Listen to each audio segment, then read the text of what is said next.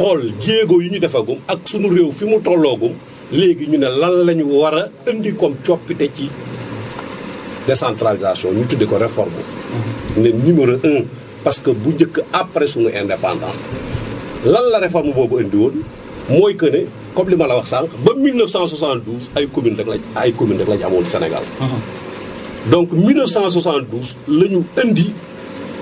dugal ci biir monde rural sénégalais collectivité locale yi ñu créé communauté rurale donc ñu ne kon affaire bi décentralisation léegi yematul ci taax yi kese dañ ko dugal ci monde rural ñu indi réforme boobu donc acte 1 boobu jur na loolu comme réforme am na tamit am na yeneen yu mu jur mais liñ ci gën a mën a jàpp mooy boobu mais ñuy doxaat ba 1996 ñu taxawaat ne sunu politique gu décentralisation bi nañu def taxaw seetlu xool yan jéego la def ak yan jéego lañ ko war a mën a joxaat mu gën a méngoo ak jamono bi ni mu tëdd tey 1996. booy xool réforme 1996 indi na fi ay coppite yu rëy mais yiñ ca gën a jàpp mooy moom la ñuy oowee sax régionalisation parce que ci la ñu jëlee région def ko collectivité locale mais ci la ñu indee également aussi yeneen i sañ-sañ muy ay pouvoir ñuy jox ko collectivité locale yi donc ñu gën a renforcer sañ-sañu collectivité locale yi mais ci wàllu contrôle bi nga xamante ne bii aussi dañ ko daan contrôler collectivité locale yi dañoo wàññi contrôle boobu mooy que dañu daan jël ay décision mais décision yooyu ba leen daan mën a wéyal il faudrait que ndawul buur daal di def li ñuy wax approbation léegi bi ñu ñëwee 96 loolu dafa soppeeku léegi collectivités yi ñoom ñooy jël seen décision après comme de bu ñu jëlee décision bi rek dañu koy commencé di wéyal ba mu des nag ci quelques domaines rek yu ñu ko jël mais dañ koo gën a yaatalaat 1996 ci la ñuy wax ne bu ñu jëlee décision ñoom ñooy wéyal le contrôle day ñëw à posteriori donc loolu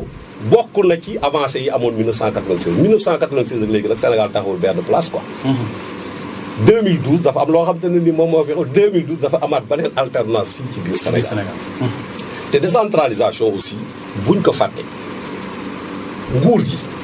moo jël ci ay sañ-sañam muy ay pouvoir am mu jox ko collectivité locale yi pouvoiru développer Sénégal président de la République moo def tuuru Sénégal ak ay yeneen candidats yi yëpp ne jox leen ma Sénégal ma développé ko bañ ko joxee Sénégal pour que mu mandargaal gox yeeg gox-goxaat yi mu jaaroon na leen de boo leen ma joxee Sénégal ma développé ko te ñoo ñëw léegi xëj na du toujours la ñuy gis président ni muy def campagne bu koy demee ci gox yeeg gox-goxaat yi. président dafa jël benn technique bu ñuy oowee décentralisation mu ne leen ne maa leen ne woon ne yéen waa Mbour yii su ma faloo dinaa leen développé.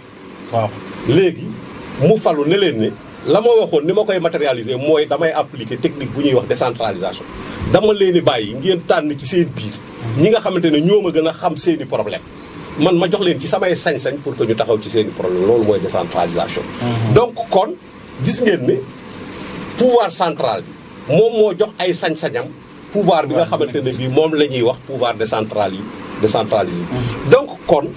président de la République dina mën a am sañ-sañu bu ñëwee toog bees mu ne sama gis-gis ci collectivité wu Sénégal nii la war a tëddee loolu moo lal. réforme bii ñëw parce que président ba mu ñëwee dafa ne man dama bëgg am gis beneen taxawaay ci collectivité locale du Sénégal. loolu la ñuy wax vision bi lal réforme acte 3 lan la ñuy wax des territoires viables compétitifs et porteurs de développement durable. su ma koy tekki dama naan président xëj na dafa seetlu ne dañuy def décentralisation ba léegi dañoo nekk ci li ñuy wax les aspects institutionnels de la xam nañ kuréel yi nu ñuy tëddee nu ñuy doxee nu ñuy tëdd mais la ñuy séentu dëgg ci décentralisation mooy que bu ñooñu taxawee ba pare ñu nekk ci soxlay askan wi mu seetlu ne côté boobu dafa sooxe trop mu ne léegi suñu décentralisation war nañ koo gën a jox ay jëmuwaay yu mu jëmee ci acteurs yi taxaw ci soxla askan loolu mooy vision bi lal réforme ak FRAC léegi nag moom mu dolliwaat ci beneen affaire xam nga réforme yi boo jëlee acte 1 ak acte 2 peut-être que ne Sénégal egseegul woon benn niveau boo xamante ne bii war nañoo wax citoyen seen niveau de participation yeggoogul woon foo xamante dañu leen daan boole ci politique yi. parce que bële dañ daan jël ay techniciens ñu def diagnostic yi daal di ne lii mooy problème yi nii la ñu yaakaar ne solution yi ñu tëgg texte yi ñu dem voté ko assemblée nationale ñu di koy doxal. mais réforme bi il faut nit ñi seetlu li tax wax ji gën cee bëri mooy démarche bi dafa xaw a changé aussi. parce que dañ ne kuréel yooyu day am taxawal nañ ay kuréel yoo xamante ni yii ñu ngi xalaat génnee problème yi ñu proposer nag ay solution mais proposition solution yooyu ñuy def noonu cette fois-ci dañoo taamu ne dañuy delloowaat askan wi proposition yi. ba ñu joxe ci seen xalaat la ñuy jàpp bu boobaa nguur gi ne man lii lay dëggal après ñu mën koo wéyal. loolu mooy toppite aussi boo xamante ni bii souvent du may dégg ñu koy noté. mais dañ koo war a noté. parce que ci démarche bi dafa soppeeku looloo tax ni acte 3 siiwee wu ko yeneen acte 2 ak acte siiwee ko. acte 2 ñu bëri dinañ wax ne processus bi dafa yàggoon mais processus bi la ma doon yàgg yëpp dafa yemoon ci yenn acteurs yi mais niveau de participation bii am ci bii nekkul woon ci ñaar yu njëkk yooyu. maintenant nag loolu doxu jamono moo koy indi maintenant leneen liñ ci war a mën a yokk nag mooy nañuy xaar ba ñuy réformer ñiy proposer bu ñu proposer ba ñu indi ko ci askan wi la ñu indi ci askan wi leer ci askan wi parce que askan wi moo war a def choix parce que la ñu choisir loolu la ñuy def ma jox la ci exemple xam nga acte 3 bi processus la bu jeexagul lu nit ñi di fàtte parce que lu jeexagul am ñu naan du dox wala doxagul ñooñu waaw ñooñu dañoo bëri xam-xam parce que li ci kanam rawul yi bët du réforme yi ñu fiy def yëpp li ñuy proposé yëpp moom mooy dox bu ñu demee ba war koo wéyal dinañ ciy xool lan mooy jafe-jafe loolooy tax ñu ne dañoo nekk ci processus bu jeexagul maintenant fii li nit ñi war a def mooy nañu xam lan mooy acte 3 nañu xam ne acte 3 réforme la bu yeggagul lan moo tax réforme bi yeggagul dañ koo tàmbali élection locale waroon a ñëw proposition yu bëri yuñ doon def ci soppite yi war a mën a tuus laal ni ñu dagge woon collectivité locale mu war a mën a am impact ci élection yi ñëw ba war a mën a sax bouleverser élection yi léegi choix yi fi desoon mooy ñun acteurs yi d'accord woon ne nañ leen bàyyi élection yi ñu réfléchir ba def suñu réforme ba mu jeex ñuy doog a dem vers des élections mais loolu acteurs politiques yi ñoo ko doon décider am na concertation bu large bu président de la république def ak acteurs politiques yëpp la cay génne mooy acteurs politiques yi dañ naan nañu respecté calendrier républicain bi waaw président tamit ne damay ànd ak acteurs politiques yi dañuy respecté calendrier républicain bi donc pour ñu respecter calendrier républicain par rapport ak profondeur réforme bi ñu nekkoon pour que ñu mën a def ay élections am na loo xamante ne lii mënagum nañ koo soppi te du perturber trop élection yii di ñëw nañu waxtaan ci loolu luñ ci d'accord ñu retenir ko après élection yi ñu continuer waat waxtaan wi yeneen proposition yi ñu soumettre ko citoyens yi après nguur gi jël ci ay dogal loolu yegg seeguñ ci mais li ñu jot a yegg si avant élection yi mooy lan avant élection yi d'accord nañ ne dañuy dindi région comme collectivité locale région amatul avant élection yi d'accord nañ ne département bi nga xam ne simple circonscription administrative la woon léegi dañ koy soppali def ko collectivité locale avant élection yi d'accord nañ ne commune d'arrondissement ak communauté rurale ama tuddatuñu commune d'arrondissement ak communauté rurale dañ leen a soppi def leen ay commune loolu mooy changement majeur c'est-à-dire décision majeure yu ñuy jël ci première phase réforme bi pour dem vers des élections léegi bi ñu jëlee décision yooyu ba pare nag après na ñu tëgg loi bu bees bu tënk doxalinu collectivité locale yi muy code général des collectivités locales pour dem vers les élections loolu la ñu defagum ci réforme acte 3 après nag ñii liggéey ci commission yi ñu ngay continuer liggéey et yaakaar naa ne bu ci kanamee yeneen décision yi nga xam ne ci réforme bi la ànd dinañ ko teg ci kanamu population yi à travers les comités régionaux nit ñi joxe ci seen xalaat après ñu delloo ko politique bi parce que ñoom nag voilà en dernière analyse ñoom ñooy jël décision yi. mais monsieur Faye ñu fàttali rek mbokk auditeurs yi yéen a ngi déglu seen émission 1 heure pour ñu dalal fi nag Cheikh Oumar Faye ngir nag waxtaan ci acte 3 waxtaan ci communes yi ak li nga xamante ni nag moom moo jëm ci conseil départemental monsieur Faye dafa mel ni kon yéen toj dëkk bi. yéen ñi d'accord indi acte 3 de la décentralisation mu soppi communauté rurale yi def leen commune département def ay département mais parce que déjà yéen communes yi ñi nekkoon ay communauté rurale léegi ñu soppi leen nekk commune yi fu mu toll dañoo sonn. non c'est que il faut ñu leeral yéen bi ngay wax nii quoi. yéen bi nga wax nii yéen ñi ànd ci. non dama ne non soo nee yéen non foofu laay dellu si waat. c'est-à-dire que man loolu laa boo nee yéen dafa leerul. c'est-à-dire que da ngay leeral lan mooy yéen. déggoo li ma la wax ci réforme dama ne dañu ne dañuy commission yi def bokkuma ci comité bi yi réfléchir di def proposition yi bokkuma. ok. après dañ koo delloo ci région yi. boole ci askan wi ñu joxe seeni xalaat la ñuy njëkkoon a yóbbu lu bari la woon lii lañ ci dàpp parce que lii la ñu wax ne moo am consensus ñan ñoo def consensus acteurs yi ñi moom réforme ñi nga xam ne ñoom la tax ñuy def réforme ñooñu ci lii la ñu d'accord donc soo demaa yéen kon est-ce que d'accord ci lu ñu xam waaw nañ teeyagum rek ma wax la parce que looloo tax man mii sax may ñëw ci émission yi parce que dafa am rôle boo xam ne techniciens yi moom la ñu war a jouer parce que débat bi c'est-à-dire que politiciens yi ñoo ci doon nekk et politiciens yi man ci sama gis-gis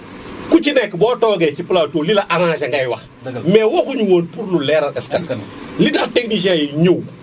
man mii boo gisee ma accepté ñëw ci rajo yi di wax parce que amuma point de vue politique point de vue technique bi li may wax nii fu waay dem da ngay gis ñu bind ko ci këyit yi moom mooy li nekk comité yi nii la taxawee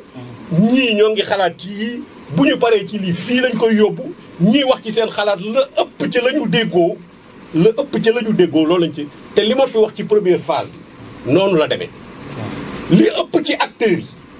yi ñoo ànd ci lii ñu doxal lii maintenant fi ngay ñëw nag foofu laay wax ne dinañ fi egsi dañ koy leeral dama la ne décembre la ñuy tëggaat loi bu bees ginnaaw bu ñu jàppee ne dañuy soppi communauté rurale def ko commune dañuy soppi commune d'arrondissement def ko commune indi département mu nekk collectivité locale bu bees loolu ci loi wu décembre bi lañu ko tëgg ñooyu kuréel nan la ñu war a doxe maintenant li ñuy wax jafe-jafe yi normalement am na ci yoo xamante ni yii il faut mu am jafe-jafe nu ma la koy misaale mooy tey soo tabaxee sa kër gu bees nga dugg ci sa biir bâtiment am na temps d'adaptation ci biir bâtiment boobu mooy tax parfois ngay yaakaar ne lii fi mu nekk waru fi woon a mën a nekk et cetera et autres là il faut comprendre que soppeeku yi laaj na temps d'adaptation moo tax coow lii ngay dégg noonu yëpp dafa am ay temps de temps mais li nit ñi war a xam mooy fi mu nekk nii phase politique bi jeex na gestion wu collectivité locale damay wax ne bu dee dafa am politique ak technique 90% yi c'est technique 10% yi moo politique lii nit débat bi nit ñi bëgg a poser nii du avancer loo li tax nit ñi teg leen fa li tax nit ñi teg leen fa mooy que ñu jël matuwaay yi nga xamante ne yoon wi jox na leen koy yëpp pour que lu mu gën a gaaw ñu taxaw ci la nga xamante ne nii moom mooy soxla askan pour loolu nag dafa laaj aussi ay politiciens yu xarañ ñoo combat ba ñëw ci conseils municipaux yi ak conseils départementaux yi mais ñooñu li ñu war a xam tey jii nii mooy seen xarañ boobu ci politique yëpp may na leen li mu leen di may mais li ñu war a xam mooy politique boobu jeex na léegi xam nga lan moo fi des li ñu leen fal nii ñu taxaw jéem a xam nan lay doxe bu ñu xamee nan lay doxee dinañu fexe ba ñoom ñu jël seeni matuwaay ba dëppale seen doxalin ak ni yoon waxee ne noonu la yëf yi war a doxe bu boobaa mu yomb exemple bu simple bi ma ciy jël mooy débat bii commune d'arrondissement yi posé ci ñu ne leen ne nañu changer budget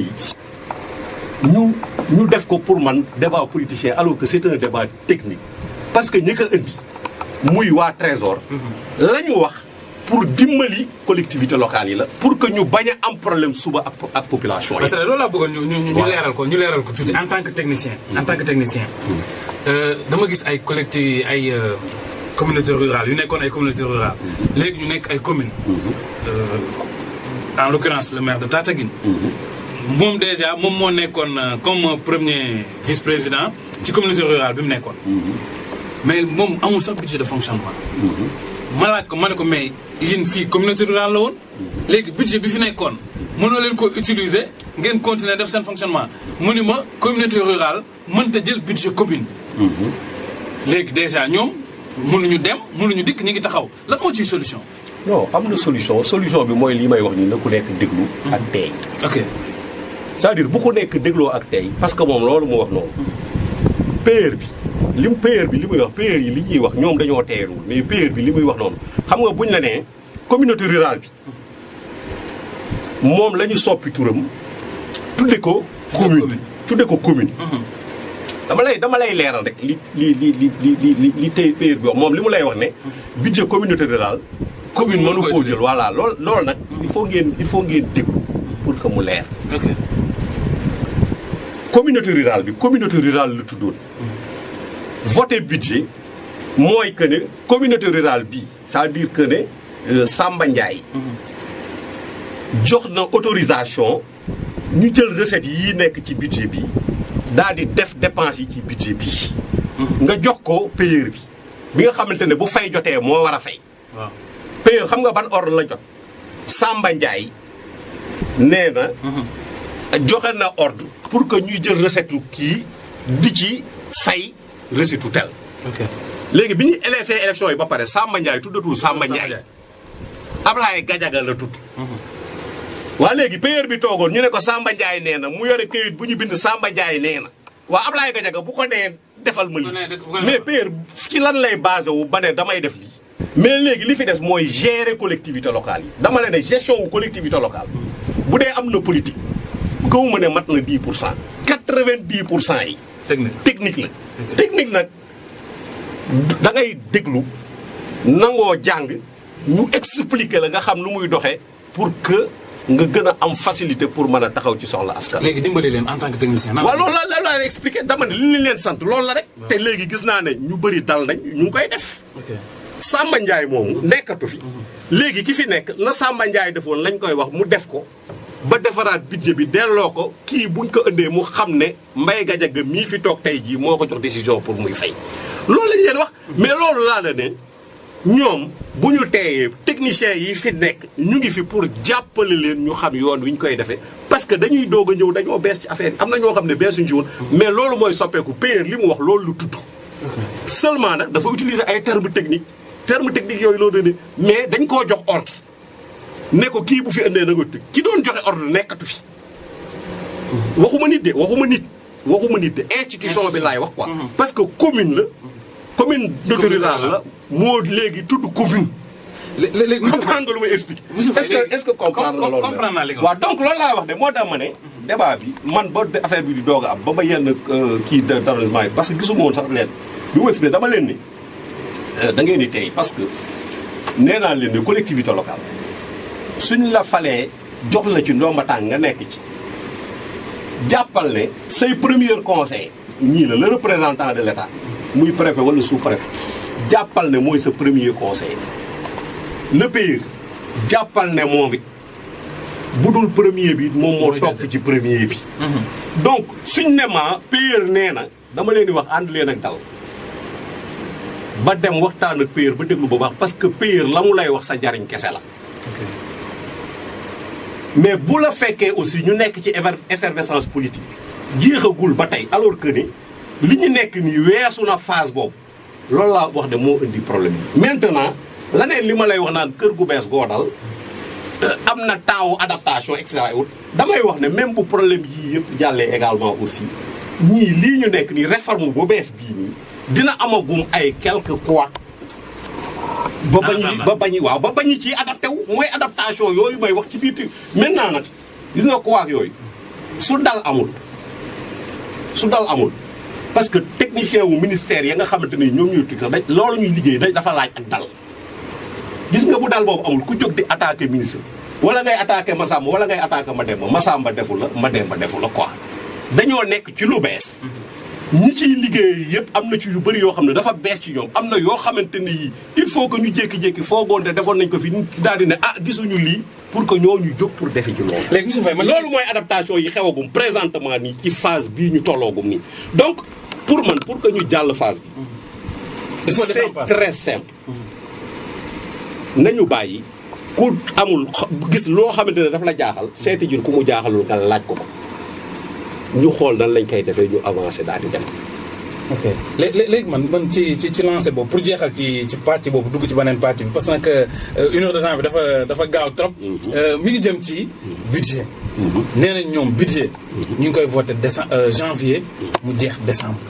ñoom ñi ngi fi ñëw au mois d'août au mois de juillet. donc li des ci budget bi ñoom mënuñu ko utiliser est-ce que loolu raisonnable na est-ce que loolu yéen na maanaam wala yéen. waaw non loolu laa lay wax dama ne la xam nga loolu laa lay wax ne loolu lu technique la. xam nga li ñuy wax nii loolu laay wax quoi dama ne li ñuy wax nii yëpp laa wax ne dama ne lu technique la da ngay teey déglu mu jàll. xam nga benn affaire dafa am suñu créé collectivité locale bu bees suñ ko créé mois de septembre diggante septembre ba décembre du ut budget pour dox. day créé budget dañoo am création yu bees. recettes yi ressources yi nga xam ne moom la communauté rurale bi ci la basé woo ba ne dinaa am lii dinaa dépenser lii defar budget bii nii sax bi ñu leen sant nii moo gën a yomb. parce que da ngaa am base bu fi nekkoon base boobu fi nekkoon tey jii mën ngaa xam lan lañ utiliser gul lii fi nekk gum nii utiliser guñ ko ak lii nga xam ne ñu ngi yaakaar ne war nañ kaa mën a jot fii ak at mi di dee ci fan lañ koy dugalaat ci suñu turu collectivité lo mais loolu lañ demandé. kon mais war nañu rapproché ci techniciens yi. non mais loolu mais exactement ça. nañu rapproché wu ci techniciens yi. nañu dem ci techniciens yi parce que lii ñuy wax nii ku créé dama ne bu dul woon réforme bi. mais mën nañoo toog ba mois de novembre ñu gis nécessité wu créer benn collectivité locale fii diggante nu mu tuddati boo génnee. ñaniñ diggante ñaniñ ba fii. mais politique l'autorité politique là mën naa décider ne fii zone bu homogène la bu war a mën a am benn kii de potentiel de développement et cetera dañ koy def collectivité locale. si on décide dañ koy def collectivité locale mois d'octobre. waaye ñooñu dañuy wax naan ana suñu budget fu ñu tëj mais dañuy xalaat. li fi nekk ressource ak potentiel bu ñu am. ñu jàppale leen ñu xool nan la ñuy def ba tëgg ci budget pour que fii ak décembre ñu mën a fonctionner après décembre ñu tëggaat suñu budget annuel ñii di wax nii yëpp à partir du mois d'octobre la am nañu possibilité commencer déjà processus budgétaire u 2015 keneen du ko def ku dul collectivité locale yu bees yi ñëw. dañoo ñëw nag ci dëggu at fekk budget bu doon dox mu ngi mel ni tey jii li ñu may expliquer nii xam nga lan moo tax jaaxaluma parce que chef de service laa woon. chef de service mu ngi mel ni chef de service bu ñu affecté mois d'octobre mu ñëw fekkoon ka mu remplacé mu ngi doon exécuté budget bi dafa toogoon di nga xaar mais bu ñëwee dina fa fekk ay rubriques yoo xamante ne yi jeex na yoo xam ne kenn consommé gu leen kenn truc et cetera et c'est sur la base de ça lay fonctionner ba moom budget am fekk si ka fa déwén. c'est la même chose pour les collectivités locales. loolu yaakaar naa leer na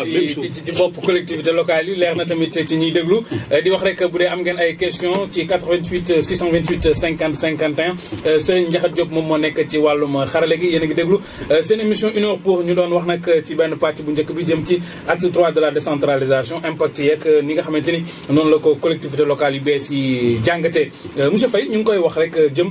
ci baneen bi mu jëm ci ba léegi rek réforme bi commune yu bees yi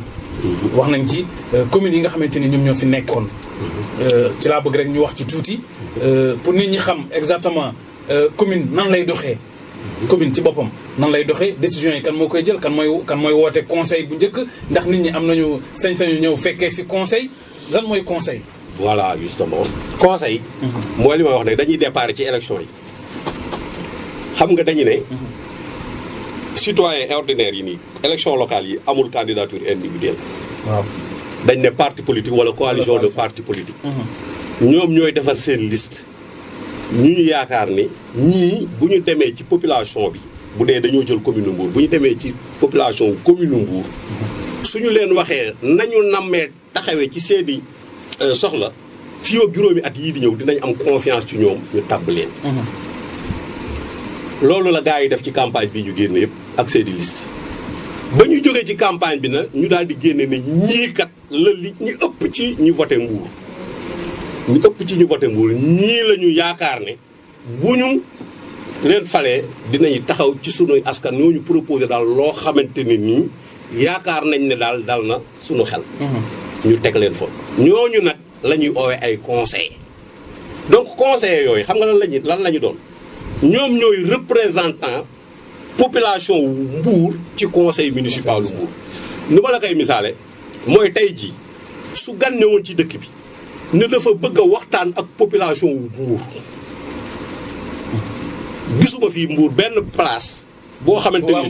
waa Mbour yëpp xaj nañ fa waaye bu boobaa dañ koy yóbbu salle de délibération wu mairie convoqué conseillers municipaux yëpp ñu toog mu wax ak ñoom mu mel ni wax na ak waa Mbour yëpp parce que waa Mbour ñoo ne ñun juróomi at yii di ñëw lépp luñ ciy wax ci mu jëm ci wàllu développement wu dëkk bi suñu baat jox nañ ko ñii vote bi loolu lay signifier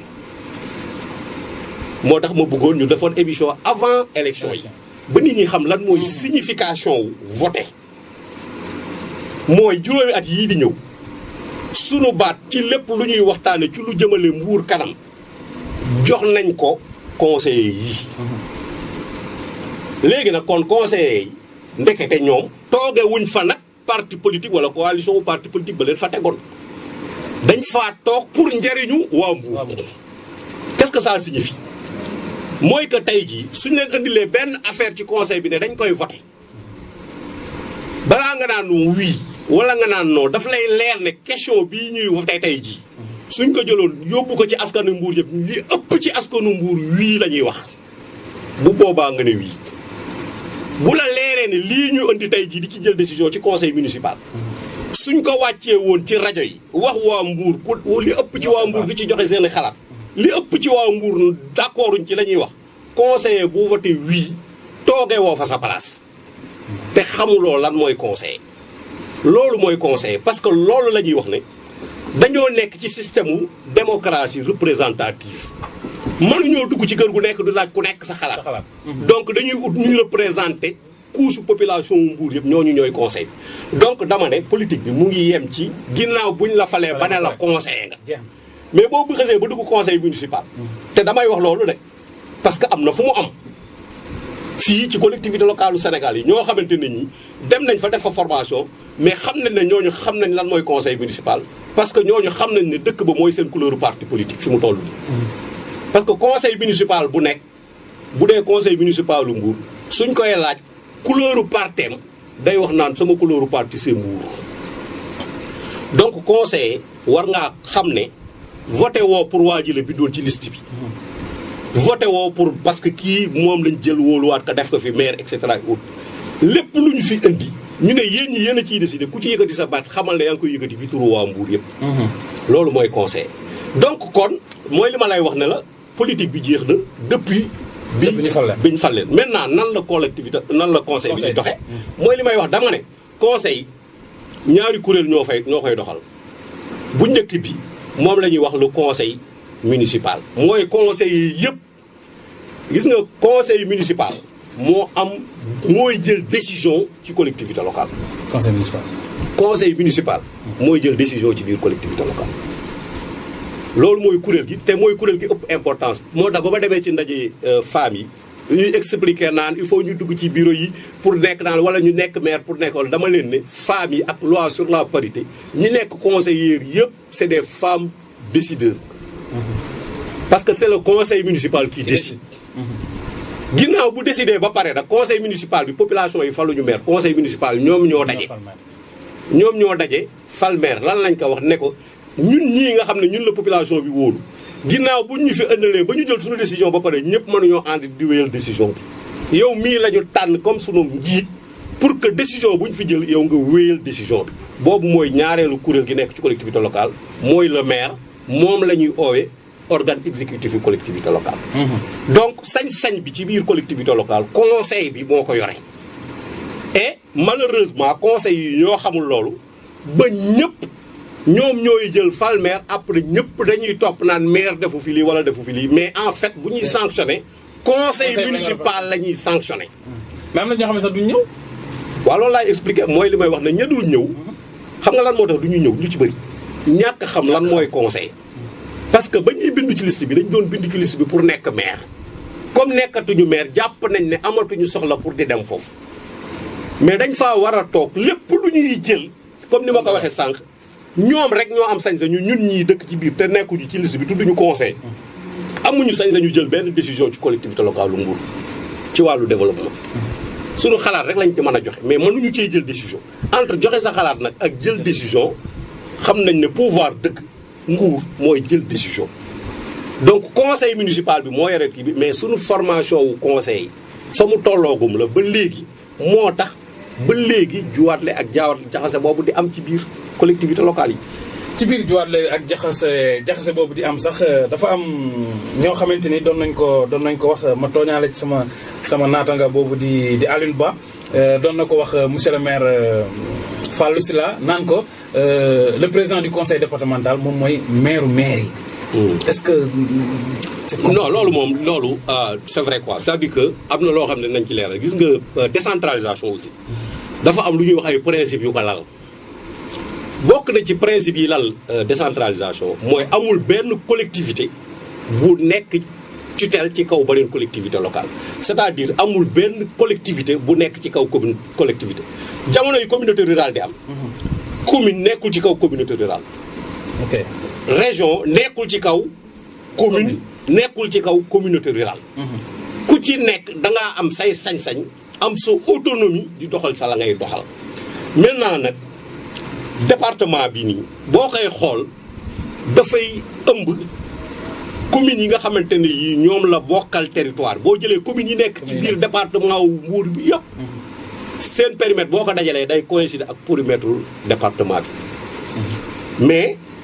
commune bu ci nekk yaa ngi ak say sañ-sañ yoo xamante ne bii ak say prérogatives yoo xam ne yow kott yaa koy doxal maintenant nag boo gisee ni département taxawee léegi département foofu ñuy wax noonu loolu ñuy wax noonu nekkul ci wàllu kilifteef mais mu ngi nekk ci wàllu gis-gisu développement parce que département léegi dafa war a ñëw xool communes yi nekk ci sama biir yëpp lan mooy seen doole pour développement wu communes yi parce que bu communes yi ci nekk yëpp développé woo département bi day développé fu ci nekk lan mooy dooleem mais ku ci nekk mu gis ne individuellement mënta dem mu fexe nu ñuy boolee doole yi nekk benn pour que bu sotti pour njariñu département bi mais du affaire kilifteef moo tax may wax naan doon naa ko wax ci benn émission bu ma doon def benn waaye ma ne ko département yi ba léegi nii xamaguñu ne liggéey dëgg la ñu am parce que indiwuñu département encore contexte bi ñu indee département la mooy dañ koo indi ci contexte boo xamante ne bi dañoo bëgg département yëpp ñu càmbar ba gis lan mooy piliers yi nga xamante ni buñ ci suqaldikoo dinañu développer koomu département yooyu. mais monsieur Faye ñu dugg ci conseil départemental. lu bees la ci Mbour. conseil départemental lu bees la ci Mbour tabb nañ leen def nañ seen bureau def nañ seen assemblée générale wut nañ lu ci tollook 15 commissions te texte yi lu mu wax nee na 4 commissions la ñu waroon a am mais commissions yi mën nañ ko tas yaakaar naa ba am 15 commissions. conseil départemental lan moo war a nekk taxawaayam ci département bi mu nekk. bon léegi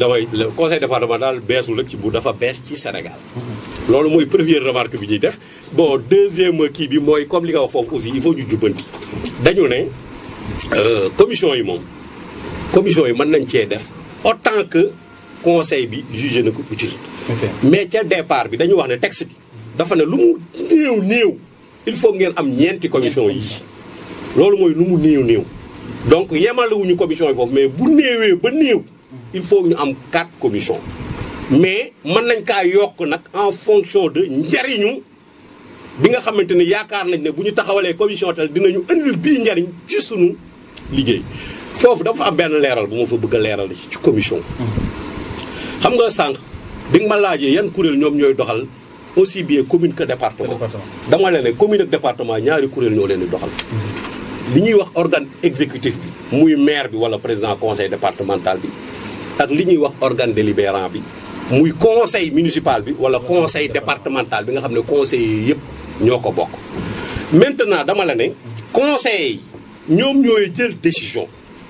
mais souvent lañ leen di indil ñu ciy jël décision yëpp souvent seen xam-xam du màcc jëm ci wàllu woowu te ñoom ñoo ci war a jël décision loolu moo tax commission taxaw commission dafa nekk benn kuréel goo xam ne dafa nekk ci biir conseil bi pour dimbali conseil bi ci ay xalaat ak ci xam-xam ba décision bu ñuy jël mu nekk décision bu ñu jël ci tëgg ak ci xam-xam donc looloo tax ma ne suñu bëggee collectivité locale bu nekk parce que du compétence yëpp ñoom ñoo compétent pour def politique soo jëlee tey jii collectivité locale bu mel ni Mbour compétence yi nekk Mbour yëpp du ñëpp la ñoo xarañ jëm ci politique wala du ñëpp ñoom la nekk ñoo nekk dans le combat politique. waaw donc ñooñu xam nga mënuñoo nekk conseil. mënuñoo nekk maire mënuñoo nekk conseil départemental mënuñoo nekk président conseil départemental. mais ñooñu ñu ngi xam-xam boo xamante ne bii ñu ngi koy jariñ Sénégal te bu ñu sañoon dañ koy jariñ ñoom seen gox yi ñu dëkk. ñooñu commission yi ñoo leen mën a utiliser. ok pour que compétence yi nekk ci collectivité locale yi collectivité locale bi jëriñu ci commission moom moo mën a liggéey ak ku nekk ci commission mën naa nekk membre yi koy composé ñoom bi ñuy fal ay membre ay conseillers rek la ñuy jël mais conseillers yi nekk ci commission boobu question bu ñuy traité compétence ba nga xam ne que ci am xam-xamam mu màññ ci côté boobu quel que soit fu mu nekk moom rek moo am sañ-sañu dem ca kooku boole ko ci liggéey bi boobu xam-xam boobu mu andi ko ci parce que moom commission njariñam mooy décision bu conseil di jël moom moo naan kaan may ma xalaat ci andi ci loo xamante ne nii la ñuy def dinañ bu ñu jëlee décision bu ñu nee waaw wala ñu ne déet dinañ ko teg ci xam-xam. donc commission lu am importance la ci biir kuréel yi mais en général li ñu gis ci collectivité locale yu ëpp ci Sénégal comité yi tamit loolu laay wax quoi ne c'est vrai fi mu tombeek fi mu truc et cetera mais loolu laay wax dama ne loolu yëpp mënoon nañu koo xalaat. waaw loolu yëpp mënoon nañu ko xalaat parce que bi ñuy repousser élection yi repousser waat et cetera et autres là mais loolu laay wax dama ne c'est-à-dire que tey jii ñu doon wax naan il faut respecter le calendrier électoral il faut ne loolu dafa am ay conséquences. xam nga mënuloo li ñuy wax daan mënuloo on ne peut pas faire des omelettes sans casser des œufs quoi. c'est-à-dire que mënuloo ne man lii laa bëgg mais loolu ngay def noonu nga xëy ñu ne la li ñu doon def nii moo jurul lii nga ne lii waru fee am. donc je crois que j'ai bien compris Khalifa parce que man déglu naa Khalifa leeraluñ leen woon. waaw loolu laay wax quoi dama ne man déglu naa Khalifa parce que Khalifa aussi parfois bu ma ko déglu ak bu ma liiree commentaires yi ni ñu commentaire ay waxam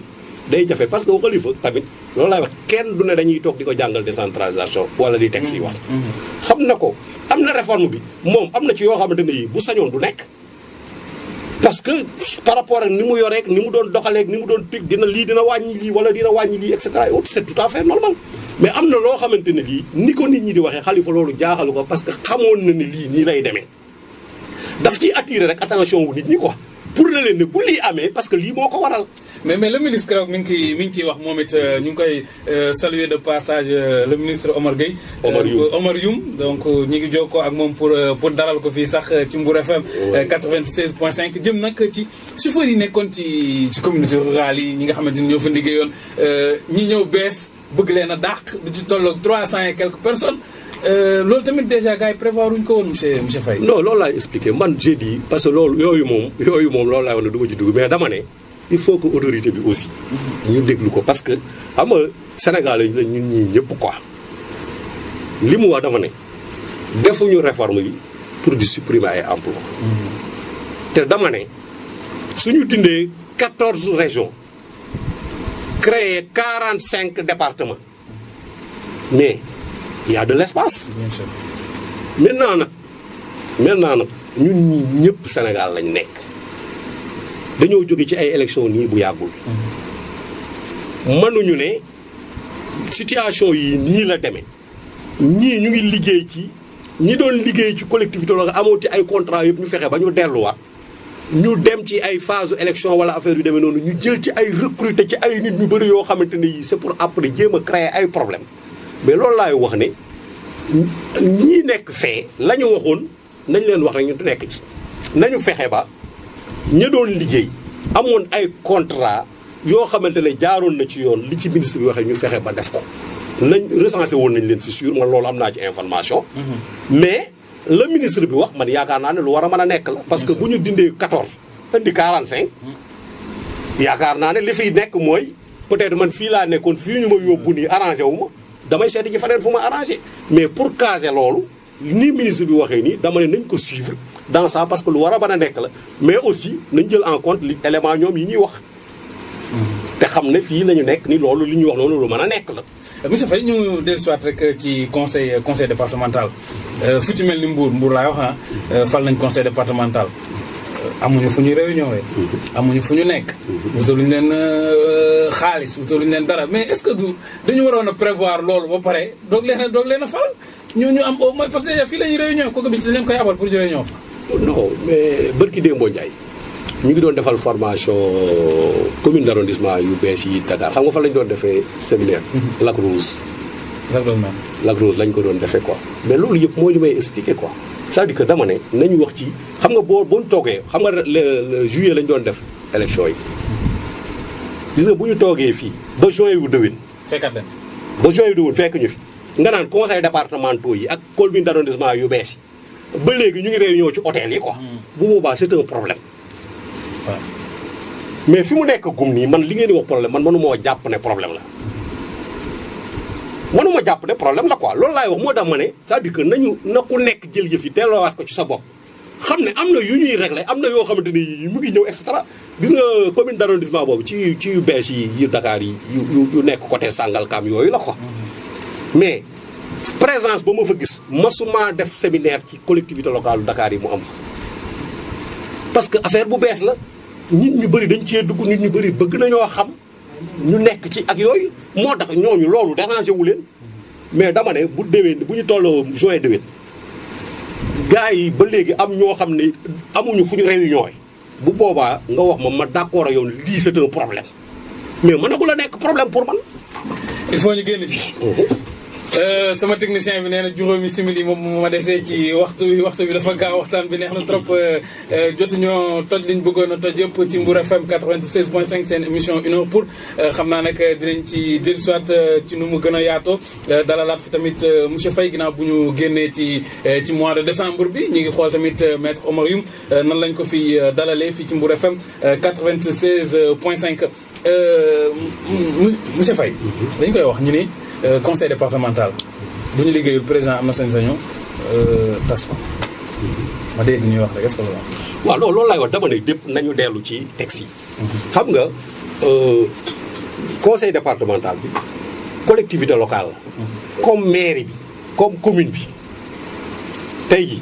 conseil départemental collectivité locale la comme commune bi mu nekk parce que tey ji ab depuis réforme bi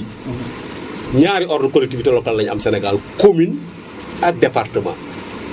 sañ-sañ yi ñu am yëpp président de la république moo leen ko jox.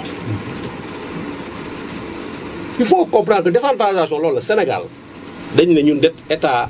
unitaire décentralisé la ñu. c'est-à-dire que ne ñi yore pouvoir ci gox yeeg gox-goxaat yi yëpp seen pouvoir ci président de la république lañ ko jëlee.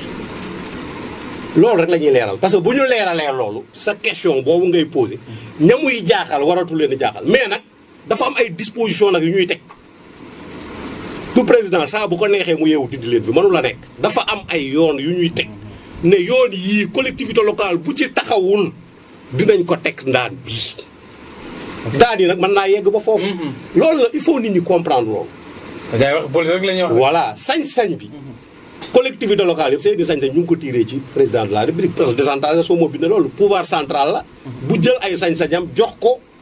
pouvoir collectivité locale yi ñu créé au niveau décentralisé maintenant nag président de la république ay sañ-sañam yooyu mu am tamit dañ koo encadré donc président tool Sénégal toolul foo xam ne président saa bu yeewoo bu ko neexee mu dindi parce que voilà dafa am nag kooku buñ ko nee lii mooy saytu dafa am ay lu ñu tegu ci kawam bu jànkoontewul ak lay tegu ci kawam nag mais sanction yi am na. monsieur Faye compétence sanction yi mën naa yegg ba foofu. foog ñu jeexal ci compétence transférée. parce que dañu naan ni lii compétence transférée la lii compétence transférée la. ban dégg-dégg la ci askan wi war a am ci compétence. waaw compétence transférée yi moom laa doon wax ne xam nga boo gisee ma ne la réforme bi. ñii wax naan réforme bi jeex na ñu ngi ci mise en œuvre réforme bi boo déggee ma naan réforme bi première phase bi moom moo jeexagum. ñu nekk première phase mise en œuvre première phase bi mais. conclusion wu deuxième phase bi génneegul ba ñu war a dugg ci et dans la deuxième phase ñu ngi siy waxaat ndax tey ji compétence yi ñu tegagum collectivité depuis 1996 ndax dañ leen di yaatal. wala dañ leen di. wala ndax dañ leen di bàyyi ni ñu nekkoon. wala ndax dañ leen di yaatal. loolu conclusion yi moo ciy jëm. ci moo koy indiwaat. maintenant li ñu war a xam nag aussi ci compétence yi depuis bi ñu fi tegee 96 jox compétence yi ba léegi dañ ne compétence yi dañ leen di transférer collectivité locale yi. mooy domaine yooyu ñu expliqué nañ dañu ko conféré mais ci gestion wu compétence bi gestion bi dañ koo partagé ak état. et loolu souvent moom moo leerul ci bopp nit ñi parce que xam nga santé pour jox l'exemple xam nga santé compétence bu ñu transféré la mais collectivité locale yi du ñu fay personnel de santé médecin chef infirmier c'est dans la gestion de la santé c'est l'État qui gère ça donc compétence bi jox nañ leen que mais la gestion de la compétence est partagée compétence yëpp nag noonu la demee parce que xam nga lan moo gën a indi loolu beneen principe bu décentralisation bu ne soo transféré ay compétence dangaa war a natt compétence yooyu lan la daal revenir état ci xaalis nga jël lu tolloog loolu nga jox ko bu boobaa la état doon gérer ci compétence boobu yëpp collectivité locale moo koy gérer parce que dañ koo booleeg moyens yëpp comme nag ressources yi ñu transféré couvrirul charge bu moyens yëpp donc c'est normal que mu des ay moyens ci loxo état donc il faut que mu des ay partie wu gestion wu compétence bi bu des ci loxo état loolu rek la citoyen yi war a comprendre pour ñu xam ne ñu nit li may wax suñu décentralisation processus la bu yeggagul ci fin ba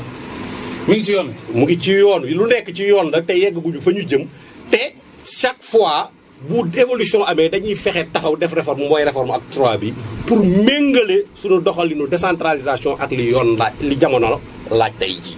sama technicien bi mi ngi nelaw waxtu wi jeex na ñuy jaajëfal bu baax a baax monsieur Faye di jaajëfal mbokk auditeurs yi doon déglu Mbour FM 96.5 mu nekkoon nag seen émission 1 heure pour dimanche bii di ñëw 12h 13h dinañ fi dalal Abdoul Aziz Gueye moom nag dafa génne benn livre mu tuddee ko nag réflexion citoyenne moom lañ fiy dalal dimanche bii di ñëw incha allah ci diirug benn waxtu moom it mu ñëw toog expliquer askan wi lan moo waral réflexion citoyenne boobu monsieur Faye ñu bàyyi la rek nga tàggoo ak auditeurs yi la doon déglu est-ce que pare nga pour defal formation séminaire collectivité locale yu bees yi ñi nga xamante ni ñoom ñooy conseil départemental bu bees bi pour defal formation askan wi. mais c'est vrai formation yi moom toujours dafay. il faut mu am waaw mais mooy toujours day am mais xam nga problème mu formation yi mooy dafa am budget.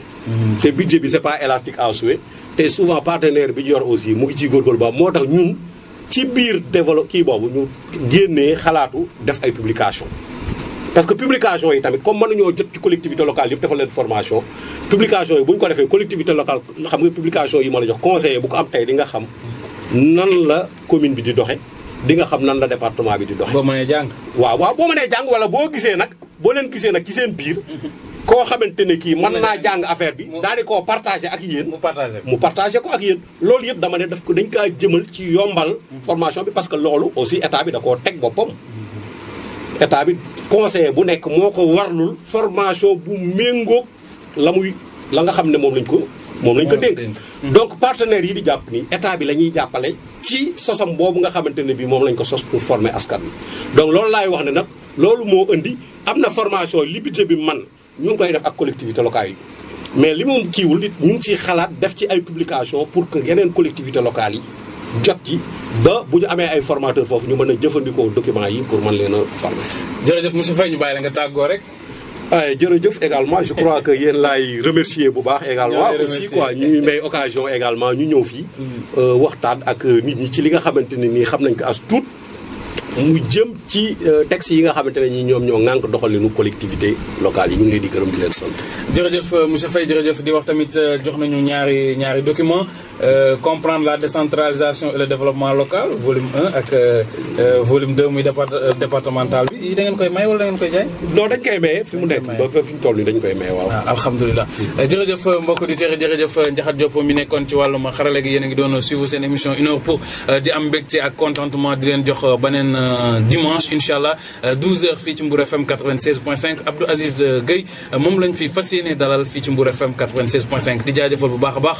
sunu grand Ibou Niang moom mi nga xamante ni moom it mi ngi fi woon di déglu Mbour FM 96.5 ak képp koo xamante ni yaa ngi doon déglu di sant ñëpp di gërëm ñëpp di jaajëfal DJ Eldo mi nekkoon ci wàllum